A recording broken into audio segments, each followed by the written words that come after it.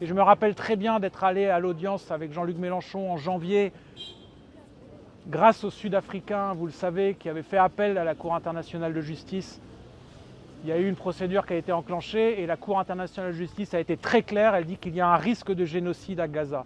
Toute personne qui nie ce risque de génocide est complice si ce génocide est confirmé comme tel par la Cour internationale de justice.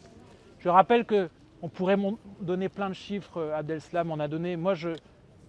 Il y a une chose qui me marque particulièrement. Il y a eu plus de morts depuis octobre à Gaza, plus d'enfants morts en quelques mois, que dans toutes les guerres du monde en 4 ans.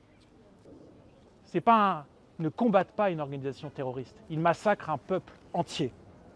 Mais dans la France de Macron en 2024, on peut être condamné pour apologie du terrorisme pour rappeler cela. Et en revanche, d'autres personnes peuvent vomir en permanence sur la diplomatie française, comme le CRIF aujourd'hui, qui a condamné le vote d'hier à l'ONU parce que la diplomatie française, il y aurait beaucoup de critiques à faire. Nous sommes les premiers à avoir dit que Macron ne fait pas assez, que Macron doit être beaucoup plus véhément dans ses critiques d'Israël, que Macron doit demander des sanctions contre Israël. Mais en attendant, hier soir, dans la nuit, la France a voté pour la reconnaissance de l'État de Palestine à l'ONU. C'est déjà beaucoup trop pour le CRIF, qui a considéré que c'était une faute, etc., et qui peut vomir en permanence sur la diplomatie française sans être inquiété.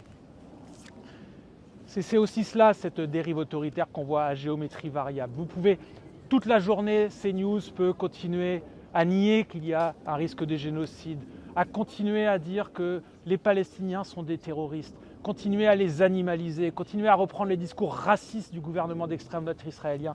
Ils n'ont aucun problème. Jamais la justice ne vient leur demander des comptes. En revanche, vous rappelez juste la base, vous rappelez que ce gouvernement est en train de commettre un massacre qui peut être qualifié de génocide. Et là, vous risquez d'être convoqué pour apologie du terrorisme. C'est inacceptable.